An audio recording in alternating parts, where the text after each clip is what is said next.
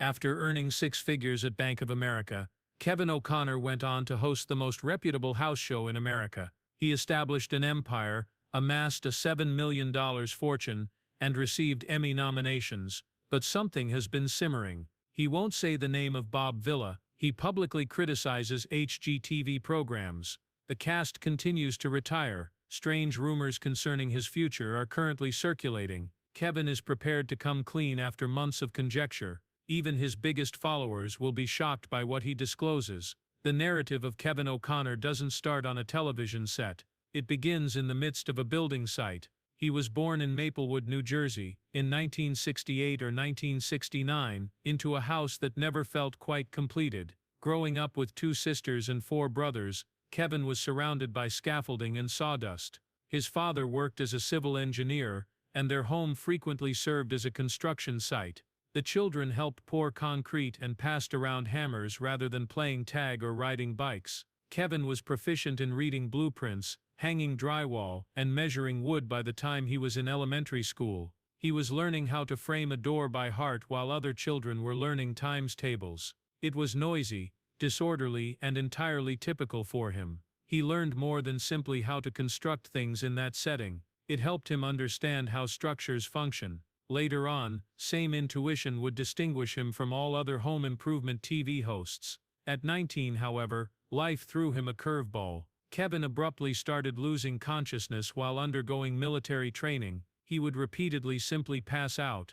After testing, doctors found a cardiac murmur. It was more than a small problem. His ability to remain in the military at all was seriously called into doubt. This is where things start to get weird, though. All of his medical records from that period disappeared after that diagnosis. Lost, no one knew why. Later in life, he would have trouble tracking his medical history because of that lost document trail. The event altered the course of his life. His aspirations to serve in the military dimmed and were replaced by uncertainty and the necessity of a contingency plan. He had to reconsider everything, even the type of career that was feasible given his cardiac issue, which was no longer officially documented. He then focused on education. He received his diploma from Newark's St. Benedict's Preparatory School in 1986. Kevin needed discipline, which was exactly what the strict school required. After that, he continued his education at the College of the Holy Cross, where he earned his degree in history in 1990. For someone who would eventually host a construction program, history would seem like a strange option, but it taught him research techniques, how to connect concepts, and how to properly explain things, skills that would be crucial in the future. But he wasn't done yet. In 1999, he went back to school and graduated with an MBA from Boston University. As a result, high-stakes corporate employment were available. He was more than just book clever by the time he completed his education. He was self-assured enough to enter boardrooms and compete. Kevin did not simply get a job. He started a fast-track banking career. He began his career in the sports finance division of Fleet Bank. This was no dull job in a cubicle. He contributed to the funding of stadiums and other big sporting facilities. He was doing more than simply math. He was contributing to the construction of the urban gathering spots. His strategic thinking attracted the attention of high executives. Commercial real estate had a larger possibility as a result. After joining Bank of America, he advanced swiftly. Kevin was a senior vice president by his early 30s. Millions of dollars were in his portfolios. He had stock options, incentives, and a salary, everything that accompanied a successful career in business. He made well over six figures. From the outside, it appeared flawless. Then he took everyone by surprise. Kevin O'Connor resigned. He left behind banking, a lucrative title, and a salary that most people can only imagine. Why? Because he secretly never forgot the sound of drills, the scent of sawdust, or the tactile sensation of a solid wall. In Beverly, Massachusetts, Kevin O'Connor and his spouse Kathleen purchased a stunning Queen Anne Victorian home in 2003. It appeared to be a dream when it was constructed in 1894. However, as soon as they moved in, that dream quickly fell apart. Everything in the house needed to be updated, including the bathrooms, kitchens, and even the bedrooms. The actual nightmare, though, the wall covering. It wasn't simply outdated. It was repeatedly painted over in layers upon layers. Each room resembled a time capsule of poor architectural choices. Those walls were scraped for months by Kevin and Kathleen. Typical Victorian dwellings had rounded edges, which made matters more difficult. The wallpaper refused to move. We were scrapping like mad, Kevin subsequently recounted. Additionally, this gunk simply wouldn't come off. While Kevin demolished walls and ripped ceilings to make the small kitchen larger, Kathleen took care of the plastering. They were totally stranded, tired, and frustrated. They sent an email out of sheer desperation, the show they grew up watching, not just to anybody, but to the crew of this ancient house. They were unaware that the creators of the show were working on a brand new spin-off called Ask This Old House at the same time. It couldn't have come at a better time. According to Kevin's email, there must be a secret method or trick for getting rid of that wallpaper. He only called for assistance, he had no expectations. Not only did the staff offer guidance, but they also responded. They offered to come to Kevin's house and do a section there. Kevin was ecstatic. He saw his renovating hero's visit as a one-time occurrence. He was unaware, however, that this visit was about more than wallpaper. The screen exam was confidential. Ask This Old House's Season 1 Episode 22, which aired on March 6, 2003, was videotaped by the team. The set was illuminated by Kevin's interest. He continued to ask questions, not even when taking a lunch break. The show's contractor Tom Silva hardly had time to eat. Later, Kevin made fun of it by claiming that he harassed Tom whenever he had a break. However, the producers kept a careful eye on everything. They observed more than just a displeased homeowner. They saw someone who felt like a host, who asked the same questions that people at home were asking, and who seemed at ease on television. Kevin even rushed outside to snap a group photo with the team after the shoot. He wanted a photo to commemorate the occasion and informed them that he would never see them again. However, 3 weeks later, an unforeseen event occurred. At work, Kevin received a call, no less. He was a senior vice president in Bank of America's commercial real estate division at the time. He thought it was someone requesting a loan when the phone rang, but it wasn't. He was asked to host the show by the former House's producers, both the original series and the spin-off. He believed it to be a joke. He was certain that he would return to the bank in a year, so he even begged his employer to leave his job available. The feeling was so surreal, however, it was genuine. He wasn't the only thing the producers wanted. They were prepared to risk the entire show's future on him.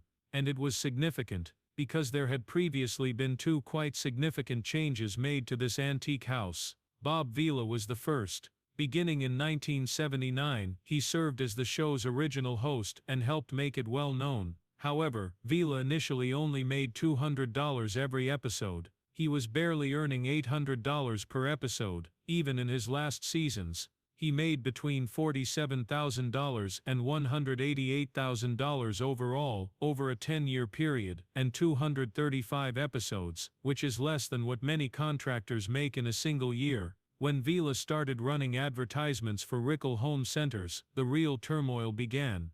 In the meanwhile, Weyerhaeuser and Home Depot were sponsoring the presentation. He was approved by PBS, but the broadcaster withdrew its support. They advised him to decide between the show and the $500,000 sponsorship contract. The money was Vila's choice. He got fired right away. A press release informed his agency. Next up was Steve Thomas. He received an Emmy in 1998 and hosted for 14 years. But he discreetly vanished from television in 2003 when he was 50 years old. No huge announcement, no farewell episode.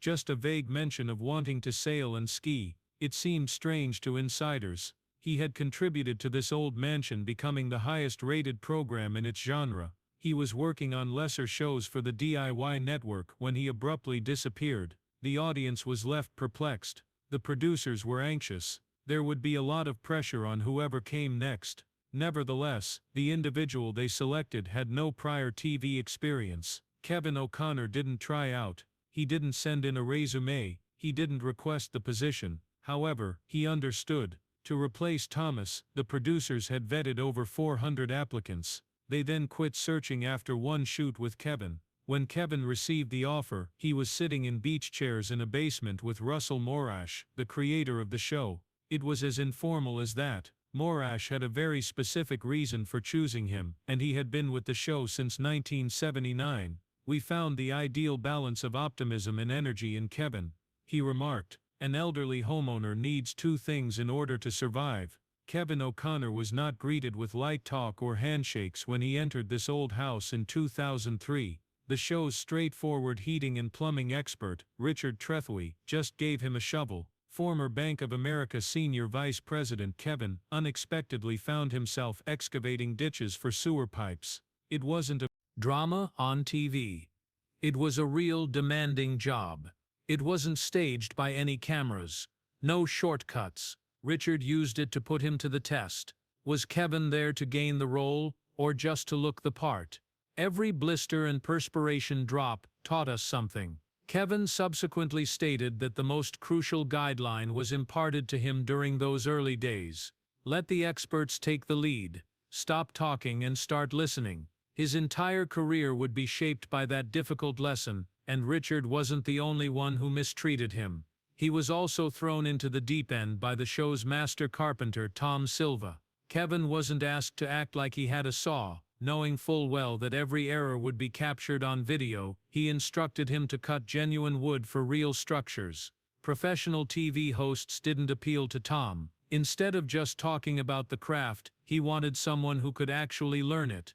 Off camera, Kevin spent hours learning how to hold tools, take accurate measurements, and operate properly without slowing down the crew. He wasn't merely learning how to host. He was integrating with the group, and viewers knew it. Like they did in their own backyards and garages, they watched him struggle, grow, and learn. Then there was an unexpected surprise. Kevin received an Emmy nomination in 2004, just a year after he started working on the show. Excellent host of a service show. The industry noticed something even if he hadn't yet found his rhythm. Critics who believed a financial guy had no place hosting a technical show were taken aback by that nomination. Steve Thomas and Bob Vela have spent years cultivating their reputations. Kevin completed it in a single season. His honesty, his interest, and the way he interacted with professionals. Those were important, and that was demonstrated by that Emmy. He was doing more than hosting. People's perceptions about home remodeling on television were being altered by him. During those initial years, Kevin underwent a transformation. He came to the realization that he didn't enjoy asking questions while standing off to the side. He truly enjoyed jumping in and placing bricks while brandishing a hammer. The gang is sweating it out, and everything altered as a result. Kevin became one of the students rather than a teacher for the audience. He transformed interviews into collaborations. The professionals were instructing him in addition to providing answers to his queries. They were also educating millions of viewers in the process. In addition to making Kevin more approachable, this hands-on approach gave the show a more authentic and grounded tone. And that's precisely what kept viewers interested. The same genuineness permeated Ask This Old House. The show, which debuted in 2002, was initially intended to resemble a magazine segment, but it became much more significant after Kevin joined. He wasn't merely a guest host. He got his hands dirty, tackled genuine problems, and went to real households. This was crazy because of how he was hired in the first place. He was caught while taking down wallpaper in his own house. No experience with television. A man in need of assistance with a project. Kevin had been at the heart of the performance for almost 20 years. By 2025, he joined the editorial board of This Old Home magazine, in addition to being the show's host, helping to shape the articles that were published in print and on television. His ascent from finance to franchise builder was nearly unthinkable, but Kevin wasn't finished yet. Indeed, he debuted a third show, Inside This Old House, in 2003, the same year he took over as presenter of This Old House. It provided behind-the-scenes glimpses at some of the most iconic productions in the history of the show. It's crazy that he managed to balance all three shows while continuing to work at Bank of America. He held off on quitting his job until he was certain that he could succeed in this line of business. His accomplishment was all the more remarkable because of that kind of caution. He had no desire to be famous. He was creating something durable. Additionally, Inside This Old House immersed Kevin in the realm of house remodeling while providing viewers with a glimpse into the franchise's past. He accomplished something that no previous host of This Old House had done in 2010. To commercial TV he sprang. Kevin seamlessly transitioned from public television to cable with this new House on DIY network. Co-hosted with Amy Matthews, the program highlighted modern construction techniques and smart house technology. Although it was risky, new format, new audience, it was successful. Kevin demonstrated his ability to take the lead in both the PBS and commercial worlds, and the show received 2 Emmy nominations. He was specifically chosen by the network because of his aptitude for clearly communicating complicated concepts. He became one of the most reputable figures in the industry, thanks to his combination of actual learning and TV credibility. Then followed his book, which was his largest personal endeavor. With more than 200 images, Kevin published The Best Homes from This Old House in 2011, showcasing the most breathtaking changes in the history of the event. It was unique because it was so intimate. Mike Casey, a friend from college, helped him design it and took the pictures.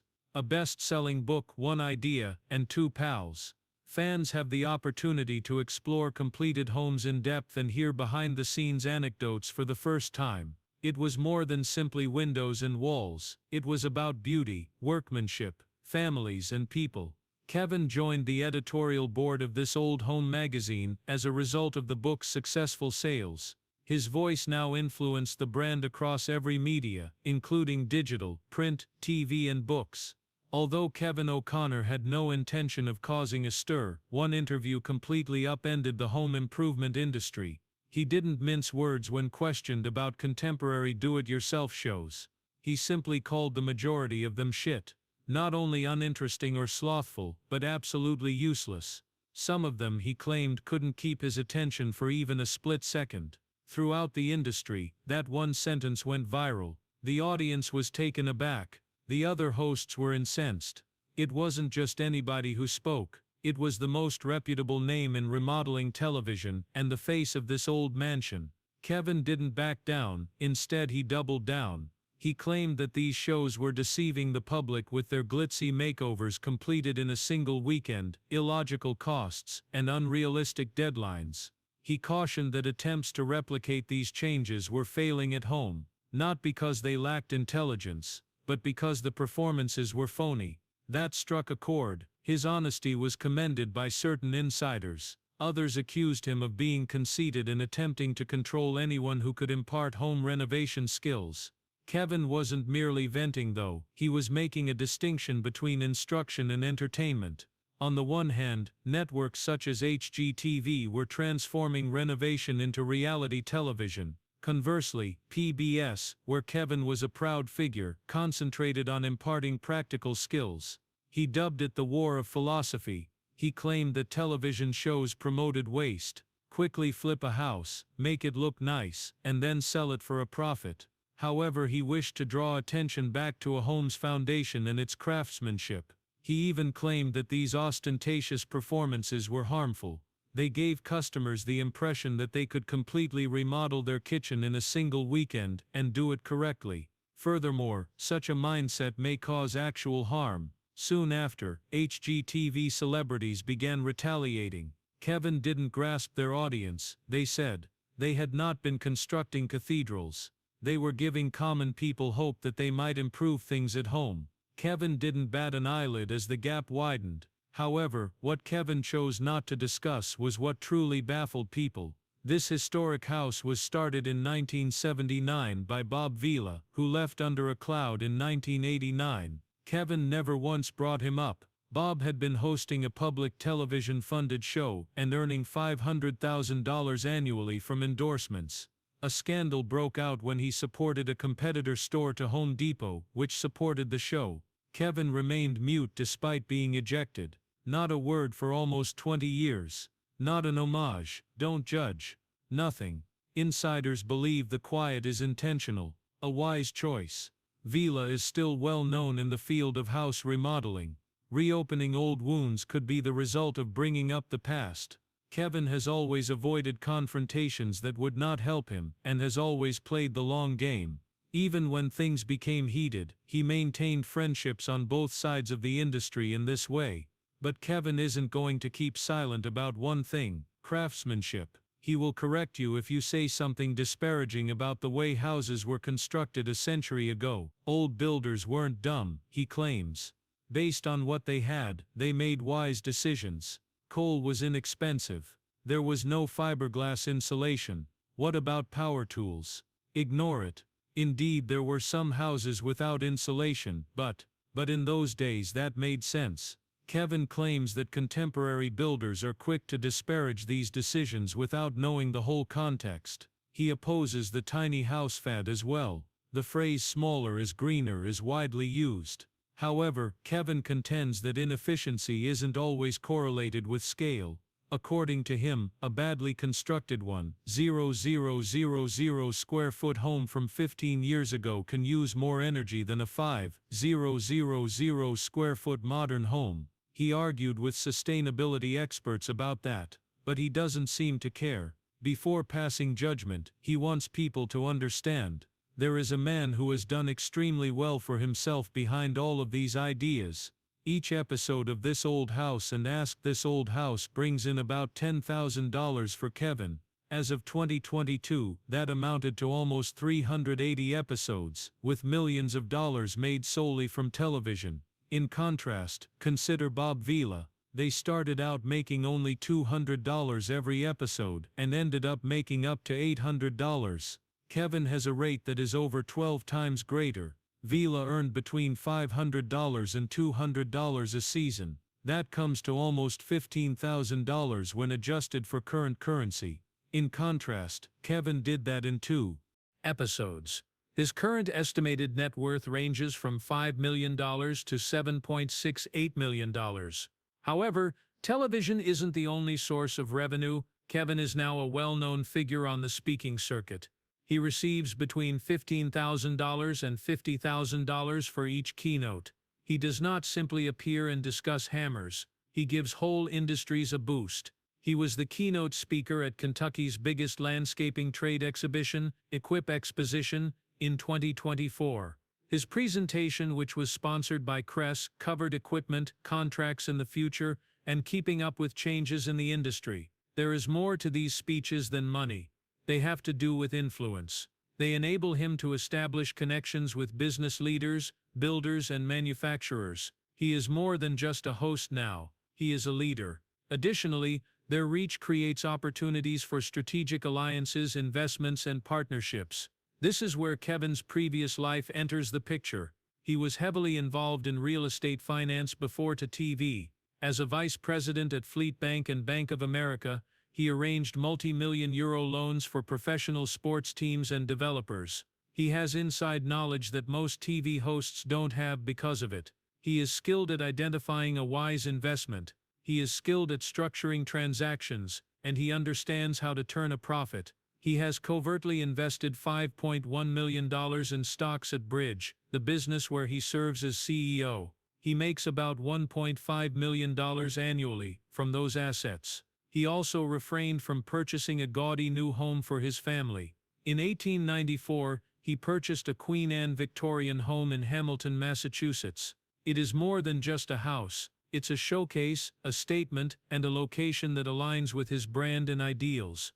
It's not like Kevin O'Connor inherited a program. He left behind a legacy, and through some of its most difficult times, he managed to keep it going. October 2022 presented the largest obstacle. The soul of this old mansion. Norm Abram retired. Since the first episode in 1979, he had been there. That is 43 years of sweat, sawdust, and unparalleled artistry. He was more than just a carpenter. Norm took over as the show's spokesperson after Bob Vila left. For many years, Norm was the one who supervised the projects, explained the difficult parts, and even filled in when Kevin had to take a break, such as when Kevin's son was born. It was like losing a piece of the show's spirit when Norm left. Kevin, however, remained calm. He meticulously prepared the changeover. He ensured that viewers wouldn't be confused. While maintaining Norm's presence on television, he gradually added fresh faces. In 2020, Roger Cook's departure due to health issues was akin to this. For almost 40 years, Roger, who arrived in 1982, was the quiet landscaping specialist who added wisdom and serenity to every yard. There might have been a void in his presence, but Kevin again handled it well. In order to ensure that the presentation continued to feel like this ancient house, he gradually included Gen Nawada, a restart. Kevin's ability to honor the past without becoming mired in it was what made his handling of these transitions so astute. He didn't merely swap out individuals.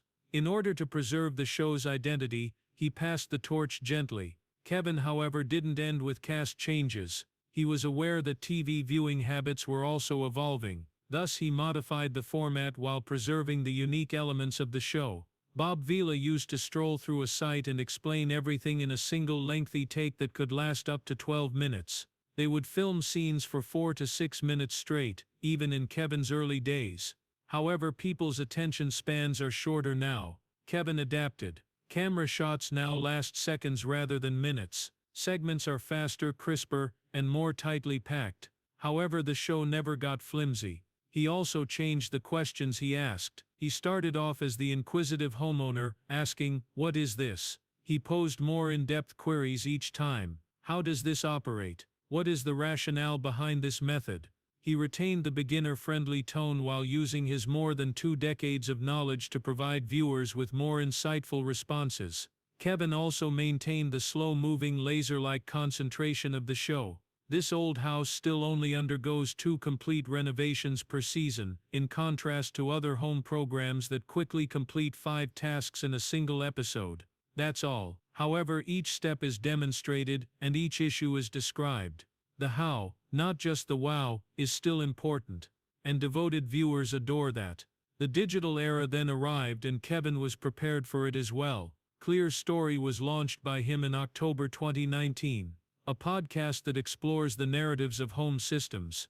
It was intelligent, captivating, and in-depth, not just filler material. Discussions included everything from how windows operate to why Las Vegas may be the key to cheaper water rates. The program became popular, receiving a 4.8 out of 5-star rating on Apple and placing in the top 1% of all streamed podcasts.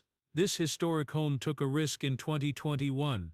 It joined forces with Roku. All 1,500 episodes of Ask This Old House and This Old House are currently free to stream. They even have a streaming feed that is open 24/7. This implies that fans don't need a cable to listen in at any time on any device. Kevin didn't stop there either. He was a co-founder of This Old Toolbox, a website that rents out tools to do-it-yourselfers. It was more than just a commercial decision. It was the next phase in a well-defined plan, establishing a direct link between the instructional content of the program and the equipment required for job performance.